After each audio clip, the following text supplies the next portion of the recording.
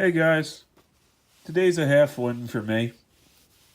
If I sound a little weird, it's because I'm nasal, because I've got probably crap up my nose from sanding that car down and then, drilling it apart first, sanding it down after putting it in some paint stripper. But I need to put it in for a little bit longer next time and just be a little bit more patient. But I did sand it down, which is nice. I've got, to me, a fine surface primer, the gray, and I still am working towards that car. The other thing, I bought this truck with no wheels, and you guys can probably see it's got Hot Wheels in the front, M2 on the back, which is cool. If I had the other M2 wheel and tire, I'd put it on this truck. But those of you who know, it's a Johnny Lightning, so it's a pain in the butt to put new wheels on. But you have to grind a little bit with a rotary tool or Dremel, whatever you guys prefer calling them. That with a little circle or sphere grinder, and it takes a little while. But you put on a podcast, you put on some headphones, time flies by.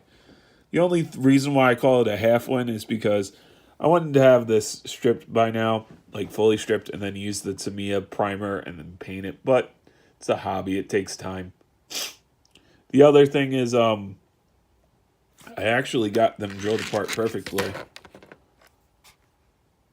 This one, I didn't even need a screwdriver. Well, I didn't need a screwdriver for either of them. The Johnny Lightning's a little bit difficult because the base pops off, and I'm trying to figure out what glue to use to reattach it. Or I could just use screws because I do have some self-tapping screws left. Might go that way. But the bases just popped right off, and this one actually stays. It doesn't pop out. Of course, during the video, I thought it was going to make a liar out of me, but you can see it's the blue originally. But it's cool. I owe it all to that set of Warrior bits from Harbor Freight. They're split point, but I believe they're titanium coated. They work really well, and those of you who kind of know Harbor Freight's reputation know that Harbor Freight's kind of like cheap, crappy tools. I can't complain. I've had them. I've had the drill bits for a little while, and when you're going through cars, it's not really that. They're not really that bad. So, and again, took care of this, no problem. And I'm pretty sure you can see there's no, even this car that has a plastic base, there's no eating of the plastic base. The bits didn't walk at all. So, so my half one is that I have the truck pretty much complete. I just need to glue the base down or screw the base down. And then the lost part, oh, there's a little glue on it. That stinks. The lost part is that this car is not fully stripped yet. But also, I haven't been using the regular stripper that I use, paint stripper. I tried citrus strip. It just doesn't work for me. What I use is actually nail polish with acetone in it. My neighbor across the street has offered to let me borrow or use acetone, regular full-strength acetone. I'm a little leery of that, but I don't know. I might try it. So that's today's little half win.